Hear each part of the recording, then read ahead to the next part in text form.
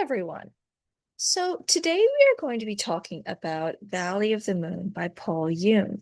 You found this book in your Best American Short Stories on the page listed in your syllabus. So I'm going to give a brief overview of some of the main ideas that I want you to be thinking about and pulling out as you've read this story and as you get ready to do your second read and just think about how to be comfortable with this story. So, first of all, this is a fascinating story. This story, as we can see, it covers a lot of time. This isn't a story that's about a specific day in a life. This is showing us, decades in the life of Tong Su. And then it also picks up later and it follows along with another 10 years in the life of his ward, Wanhei.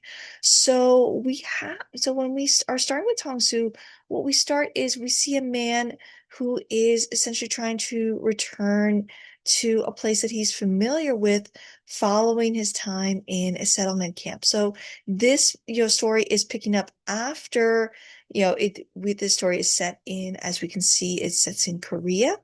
And it is following the demarcation between North and South Korea. So when people are talking about the border, this is when the border was really put in place, and various families were at times caught on the wrong side of the border, that they wanted to cross into North or South Korea, not because of any larger political affiliation, but simply because they wanted to get home where they lived, where people had been relocated and settled in various places due to the war and due to the violence and due to the dropping of bombs, and places had to be evacuated.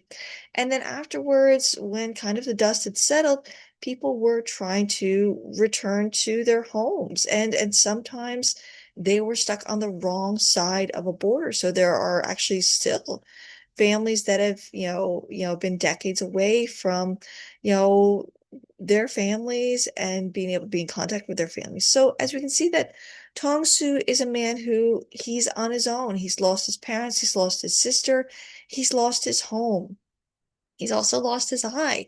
This man has been subjected, we can see the repercussions of violence in Tong Su, in how he reacts to situations, in how he places himself in situations, and also we see those long-term repercussions.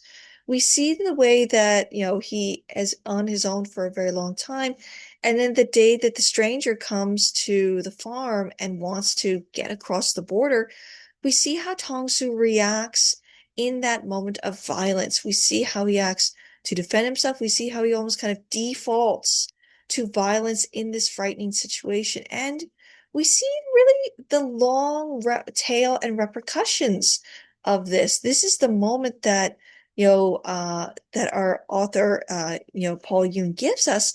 But then we see those long, long repercussions. It's not just about that Tong Su has killed this man and buried him and used the money to buy the animals, and he apologizes to the man. He says, think about that moment when he says that, okay, we're friends now. My parents will take care of you. There's that element of we see Tong Su trying to kind of come to terms in some way with the spirit of this man that he has killed. He doesn't know his name.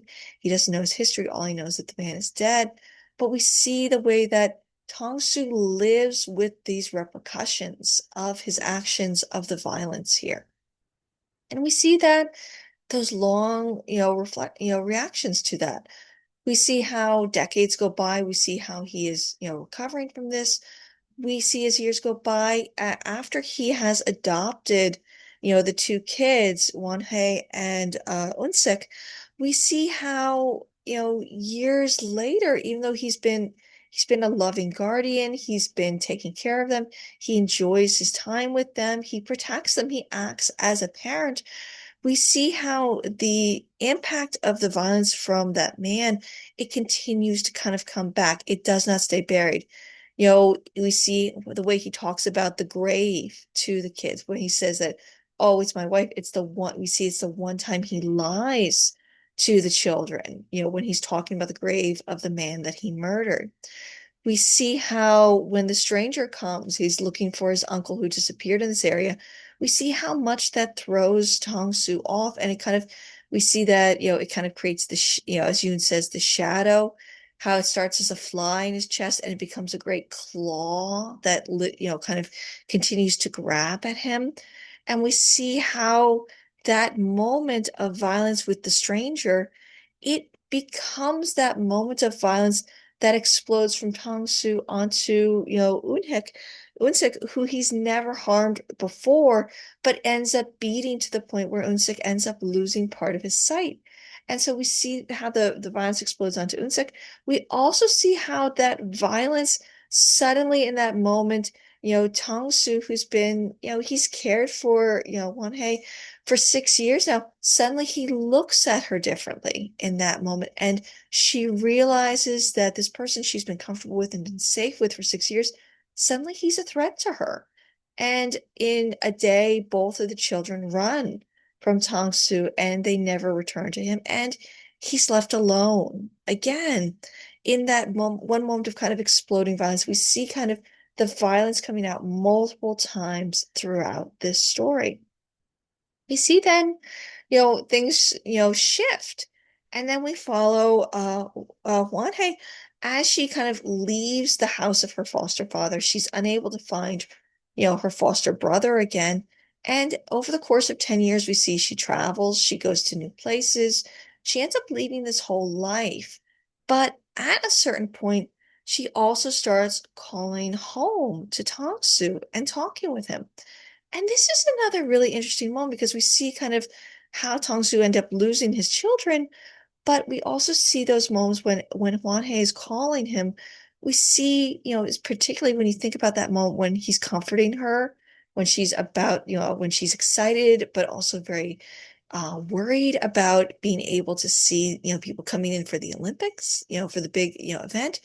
And he's comforting her and saying, well, think about goats. Like when you were a child, when you were afraid, you would think about the goats, you would talk about them. That made you feel comfortable.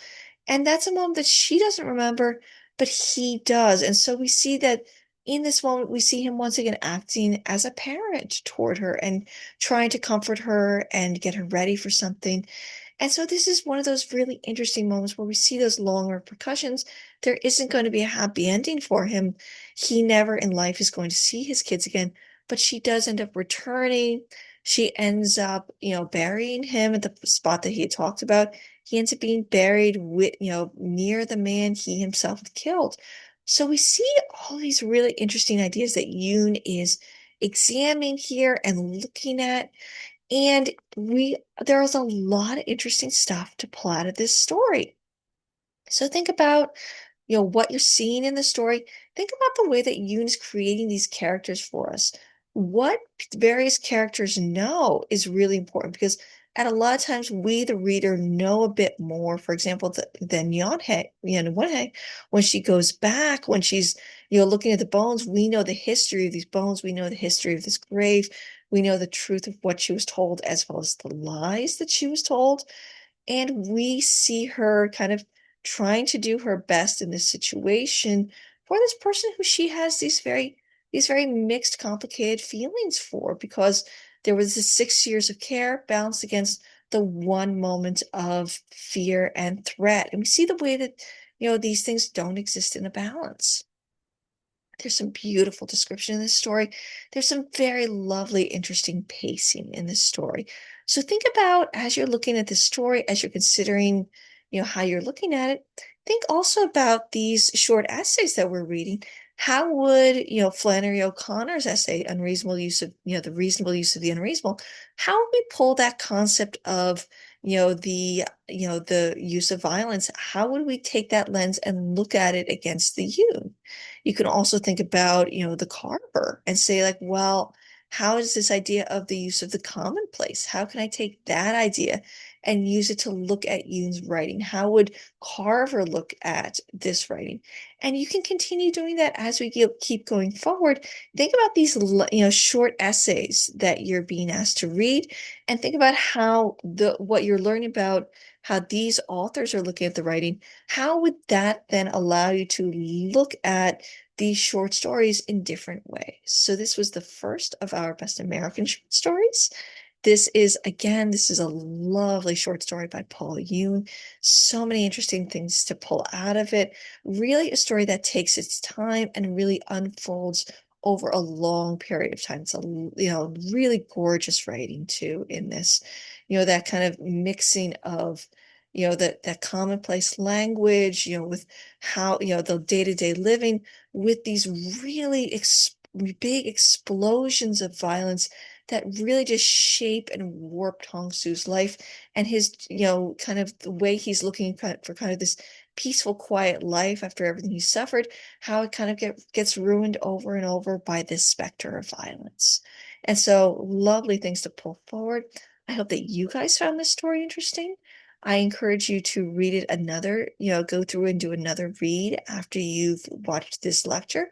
Think about kind of what do you notice on this next read? What are you pulling out of it? What are your emotional reactions to this story? Why do you think you're having these emotional reactions? What are you responding to? Do you like this story? Do you not like the story? Why do you think you're responding in those ways? So keep an eye on those things. Keep thinking about that. And there's a lot to pull out of the story. Lovely one by Paul Yoon. Thank you so much. And I will see you again in our next video.